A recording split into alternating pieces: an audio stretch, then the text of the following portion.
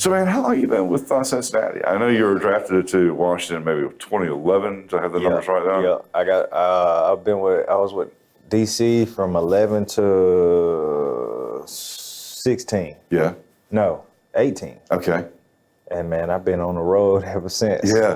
I went to Kansas City, then went to Anaheim, and then I just got traded to Cincinnati at the deadline. Okay. This year. Okay. Yeah. So you don't know, you really haven't experienced much of Cincinnati I yet. haven't experienced none of Cincinnati. Yeah, okay, all right. Yeah. Not that I think it's that much to experience. Well, I mean, look, I used to travel a lot, and I know you have a lot. You know, a hotel room's a hotel room. I don't care where it is. I mean, if it's Gold Rock or if it's Los Angeles, it's still a hotel room. Absolutely. Some are a little nicer than others, but that's about But it. other than that, yeah. Bed, shower, That's exactly right. TV. You know, I used to say, you know, it should be mandatory. You should have the name of the city you're in on the ceiling, so when you wake up, you go, okay, all right, I got it. I am somewhere. Today. Yeah. I am somewhere different because you can't forget. It's not hard. It's not. I mean, it sounds crazy, but I know I know it's true. Mm-hmm. Well, the reason I ask is because so my father was passionate about baseball. I mean, just passionate about it. I didn't realize I needed glasses until I was about 14, and I've been this tall since I was 12. So that meant that I was the first baseman. Okay. And it meant that I got hit by a lot of damn balls. The big target. Yeah. We got a lot of people out just because I picked it up after I got hit. There you go. There you go.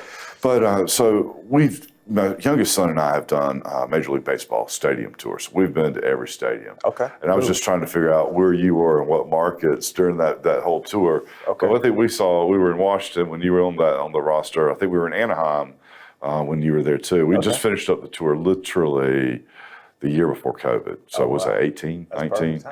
Well, who knew? We didn't, man. We didn't. How long did it take you? Took us, probably 4 or 5 years. Okay. You know, we started out we just started out as kind of a fun road trip from Rocky Mount, right? It's easy. You can leave on the train from Rocky Mount. You can go up to Washington, catch the Nationals. Baltimore's an easy little train trip. Then you go up to Philadelphia, which is easy. And then you can go up to New York, and Boston gets a little bit longer. But it's really not that expensive on the train to go up that way. Right. And tickets or whatever you want to pay for them, right? So we just said, well, yeah, let's do that for a week or two. And we did it. We loved it. And so next year we'll do it again. Well, now you're kind of 10 parks into the 32 or whatever. Like, all right, it's a stated goal. And so we finished up last year in Houston after the World Series, or 2 years ago. Houston lost to the Nationals, right? 2 years ago. That's right. And so anyway, so we were at one of those games, one of the series games. That was our last stadium of the tour. So my son looks at me and says, you know, Dad, they play ball in Japan. Hey, that's a whole different thing there, man. Jeez. I said they also play in the islands. I'm thinking that'd be a cooler trip. Yeah, that'd be nice too. Now. That wouldn't be bad too. Yeah, that's a whole different league there, man. Jeez. A whole different. You know, it's kind of funny too. They don't even have home field. I mean, they do, but don't they just kind of travel around? It's like a barnstorming kind of league. It feels that way. I kind of think so. They got like 8 teams or something like that. Yeah. They might play there for a home game, and they go somewhere else. That's a home game, and right. So they have 3 home fields or whatever it is. Yeah, share the love, I guess. Yeah, it's different. It's definitely different over there. Yeah. So what have you learned in all that, man? Because I mean, I've told my story here, but you know, I'd love to hear yours. I mean, so 2011, you played baseball. Obviously, been a contributor. You know, what lessons have you learned, and you know, what can we really share with the youth of Rocky Mount? Because I think that's really what I feel is my heart is a big deal. Until we really help those who maybe don't understand or have a bigger vision or broader perspective, how you bridge that gap to get them there? Well, I think I don't know. I think one of the main things that helped me was just being around so many good people from Rocky Mount. Like I had such a support system here where, you know, if my parents couldn't take me somewhere, then somebody else's parents, they would, you know, we would pack up the car, we would ride with them, or, you know, after games, we would go out to eat, and we would have kids that would ride with us when their parents couldn't fill in, you know, stuff like that helped us to, for one, build those relationships, lifelong relationships. I mean, a lot of the people that I played with when I was younger, small, I'm still friends with to this day. Right. Still go to their weddings and their big festivities and stuff. We old now, man. And you'll be that way forever, right? Yeah, now, exactly. I mean, it's just the bonding happened in that moment. Exactly. But it's kind of like the road trips you said with your son, man. You got all this time to do nothing really but bond and talk and grow these relationships while at the same time you're traveling and you're seeing different parts of the world. And I think that's so important for kids. I mean, not just urban kids, but all kids in general, just to be able to get outside of the city, get outside of, your comfort zone and be able to see something that you might not necessarily be comfortable with or used to or know that much about, but just to be able to see it and experience it and realize, everywhere I go is somewhere different. It's somewhere that, I can meet people and see different things and experience different cultures and stuff like that. And it's like something inside of you kind of gives you that want to do it more and more often. The more you do it, I think that's extremely important for kids to realize that, it's a lot of other stuff going on right out here that is just waiting for you to experience it. Well, you mentioned that relationship. I'm a big relationship guy because I think at the end of the day, that's really all there is. And and I've told this 100 times, and I'm going to say it 100 times more. But like my mom says, even Jesus died for a relationship when it's all said and done. That's all it was about, relationship. Yeah. And so understanding the character of a man or an individual, I think matters in terms of learning and kind of life's directions and the path you take. So, I mean, you came to city council last night, which I thought was really cool. And you're talking about a former coach. So, let's go down that road a little bit, because I think that really ties to relationship, ties to that mentorship that you're talking about. And, I think maybe it could be a great example for folks to just kind of understand. Yeah. My guy, Coach Smith, Pat Smith. Yeah. I came there to the city council meeting last night because I don't think people understand how big of a role that those guys can play in, kids' lives with decision making and kind of shaping their future and what they want to do with the rest of their lives. And I was fortunate, man, to be surrounded by just such a good group of individuals. Coach Smith was obviously my baseball coach, but went to Coach Holt was my football coach, legendary Rocky Mountain. Coach Battle, legendary state championship winning coach, just won recently. Coach Gainey, all of these guys were just so important to the entire process of getting from, one level to the next. And it's just the relationships. I'm actually going to see Coach Smith after I leave here. Awesome. So it's just the relationships, like you said, you build and you start to figure out this trust. And, these guys are in a position where they have, direction, and then they have power where they can relate to you because Coach Smith has been there, he's played, Coach Holt's been there, he's played. Yeah. And then you talk about the experience. They got that for miles long. The rap sheet is crazy. So, Well, and coaching is not just, the X's and O's and how to execute a play. It's understanding that each individual kid that you have and trying to unlock the talent and make them the best they can be. Because, well, first of all, it's your job. You're trying to win games, and you've got to reach people where they are. Right. You can't make them come to you. Yep. And you're right. I mean, oftentimes, at least in my experience, it's certainly not nearly as successful as your experience has been. But there are times when I spent probably more time with my coaches than I spent with probably anybody else. Yeah. I mean, it's so easy because, like you said, after a while, they have to know you as a person, and it's not that they're forced to, because obviously we're around each other so much time of every day, but it becomes one of those things where your curiosity about the person just grows so much to where, you start asking different questions, and you start to learn, and like you said, it's a part of their job, and they were really good at it. Sure. That's why they have the accolades that they have, and the teams, and the relationships and players that still come back and see them and love them and want to hug their neck every time they see them. So they just had that gift where they could just reach out and get to know people individually and what made them tick and, everything like that, man. I think it's super important, and I'm just grateful and blessed for the relationships that I have with them and continue to have, and hopefully continue to have down the road. Man, I think that's awesome, because, every play, I don't care what sport it is, a perfect offense will always score. A perfect defense will always shut it down. It's the execution that makes the difference. And that's the thing that I think we lose sight of. And it's okay to drop the ball every now and again or fail, but it's the execution that matters, not the actual play or plan or design or whatever. So what are some of your passions? I mean, what do you like? Who is Brian, Well, man, I just always just always grew up around sports. Right. Just always been a active kid, competitive kid. Just love to be around. My mom would say I just love the ball, any ball you could get me around. So I feel like I built a lot of relationships through that. Just competing and being able to travel and being able to go to different circles and different sports and meeting people like that, man. And that's still relevant to this day. But outside of that, man, I just like music. I like to listen to music. I'm eventually learn how to play some instruments. I was going to ask you, man, are you like a Renaissance man? You can pull out the fiddle here in any minute now. Look, man, I don't know about the fiddle.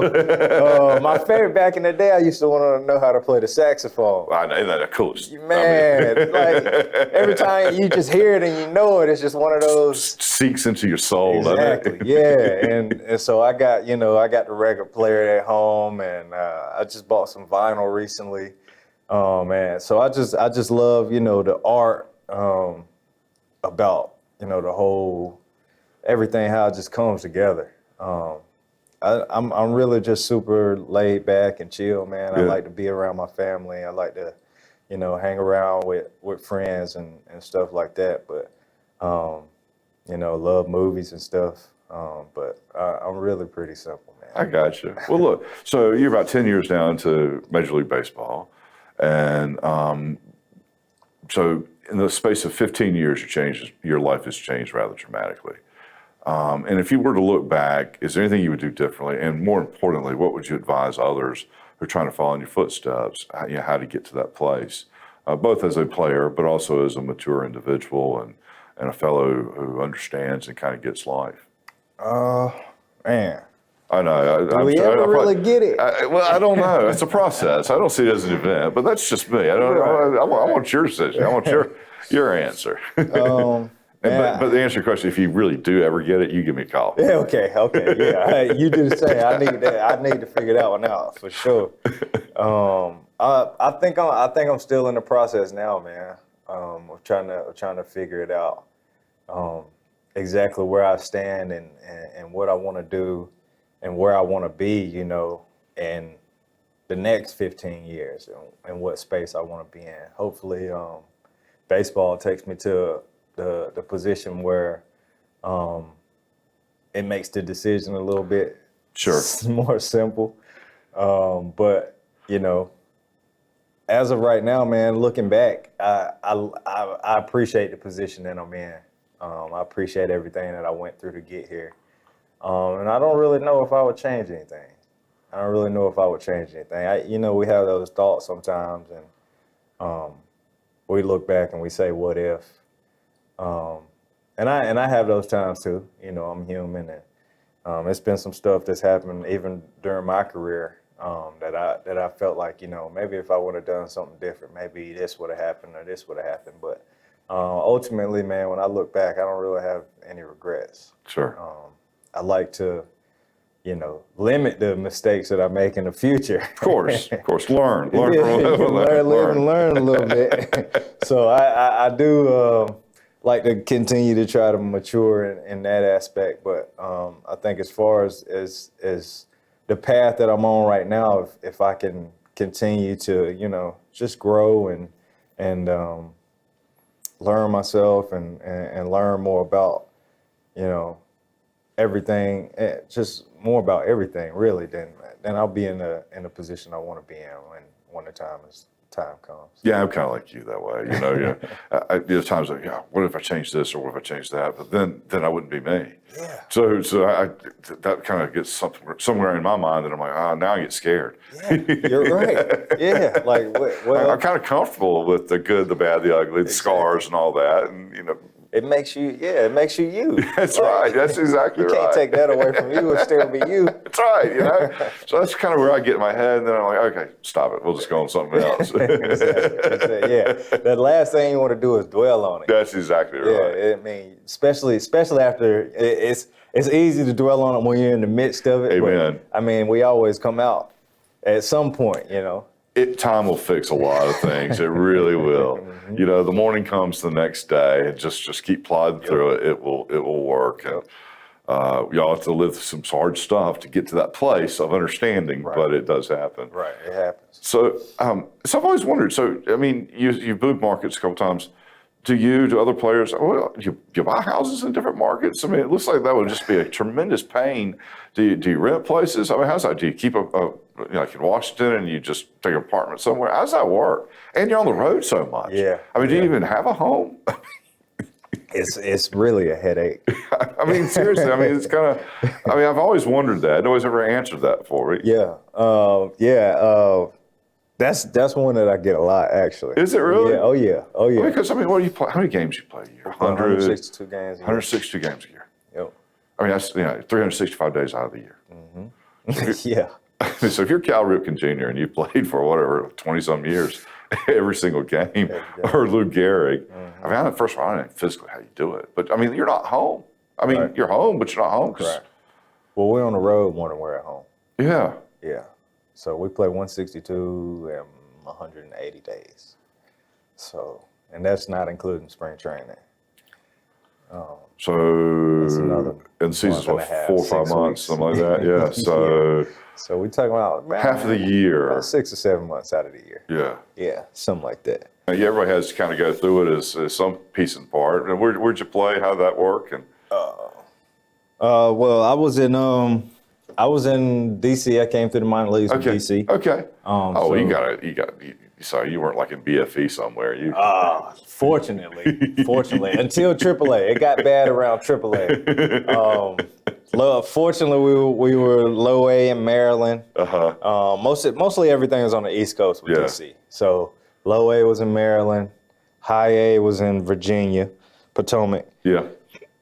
Double A was in Harrisburg. Oh man, Pennsylvania. You really had to pay your dues. But this was the kicker. Triple A was in Syracuse, New York. Sweet. Exactly. Just the place you want to be playing baseball in April. So yeah, that was the kicker. But it was a good experience, man. Like I said, I was telling somebody the other night, it was one of those things where I'm from the East Coast. Right. I got drafted by an East Coast team. Right.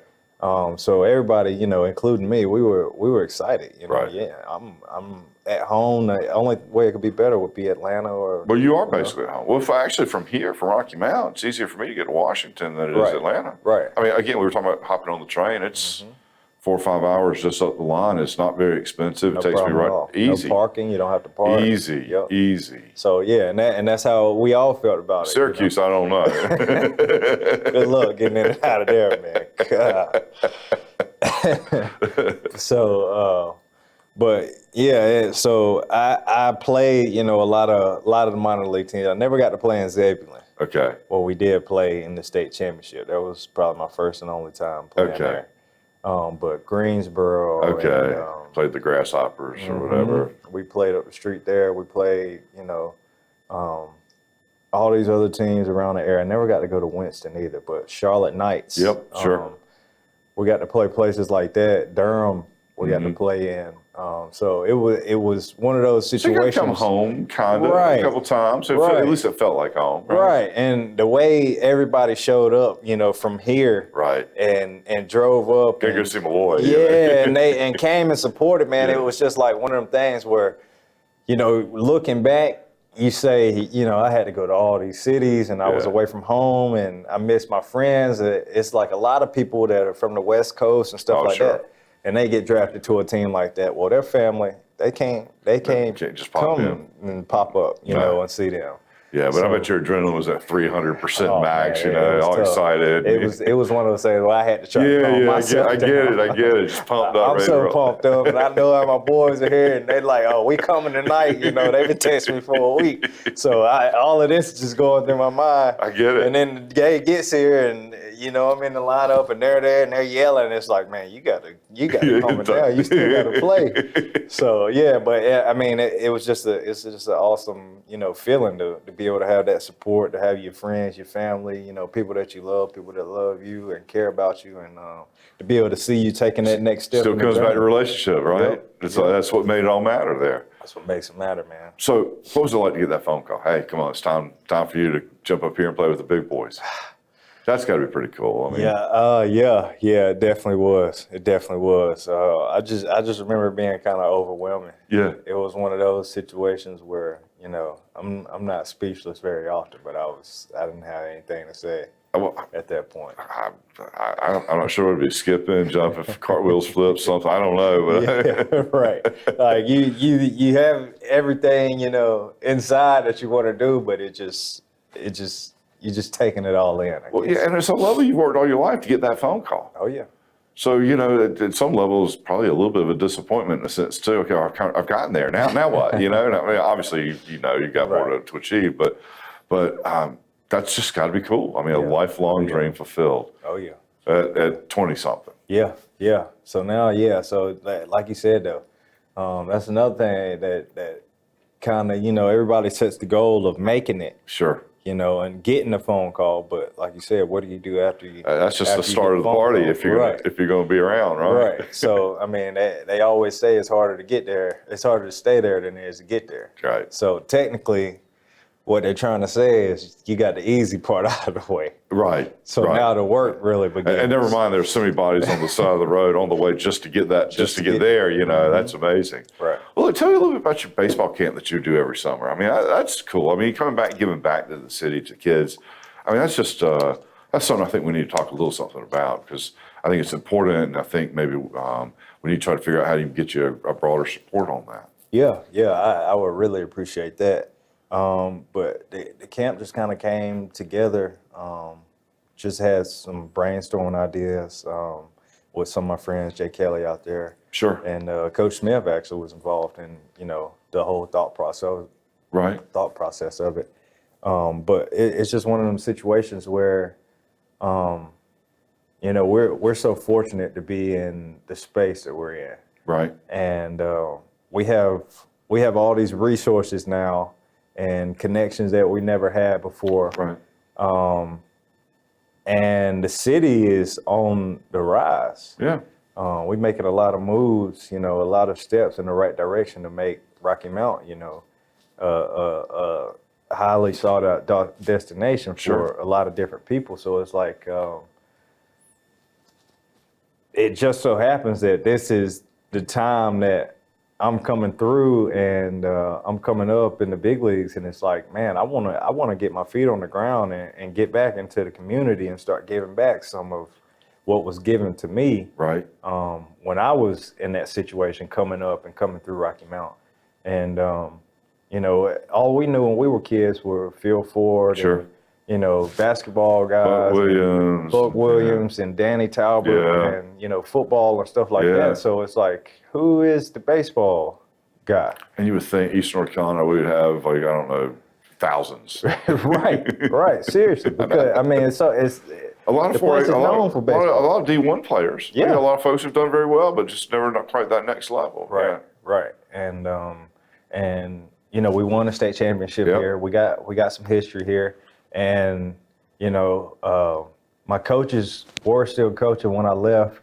Some of my friends are coaches now, and it's just like, man, it's time to put something together and put some thought into something to where we can give the kids, we can make sure that the popularity of the game isn't lost. Sure. And the love for the game isn't lost. Sure.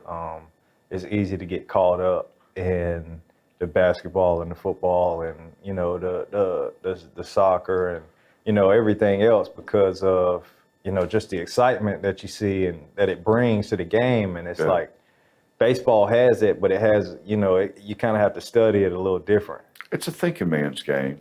I mean, it really is. And I think it's a harder road to the big time. I mean, because you have the minors, and again, we were just kind of kidding about that shortstop who's behind Cal Ripken Jr., but if you don't get traded, you might be the second best in the league and never have a chance to know that. Right. And so I think it just makes it a little bit harder. And then every game you play is a chance for injury and there's a chance for a challenge. And so I think it's one of the harder deals. Yeah, absolutely. I think it's good to kind of start that work ethic. I was Sure. fortunate to get it when I got it in high school. Right.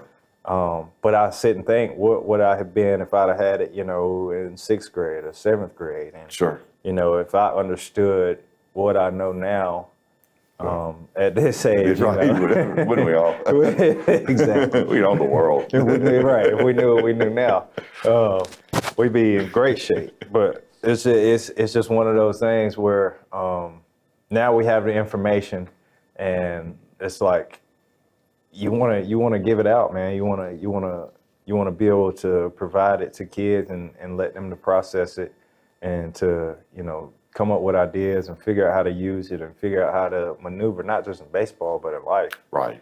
Well, I think baseball, many sports are like life, right? I mean, it's a team. You got to cooperate. You've got to map your own course. I mean, it's just so many analogies that tie into sports things. And I know folks get tired of hearing it, but. Yeah. Right. But look, do you have dates set up for this year's camp? Or do you have any idea what's going to look like with COVID, or are we still kind of in flux on that? Yeah, I think we're still kind of in the middle because we're still not sure what's going to happen. I know.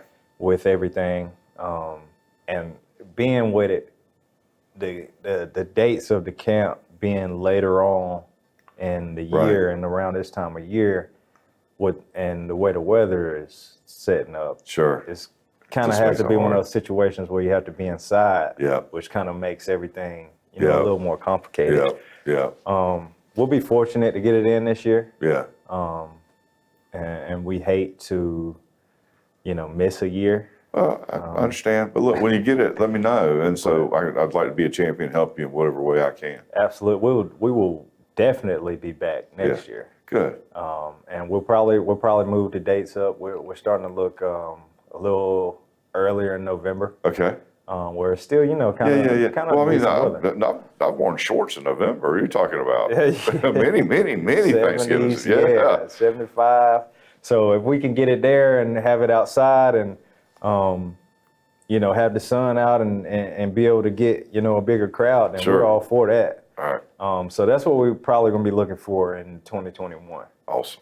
Well, man, I appreciate you coming and talking. I really enjoyed this opportunity to chat. And next time you're in town, I'd love to get down together for maybe a St. Louis soda or two. Absolutely, man.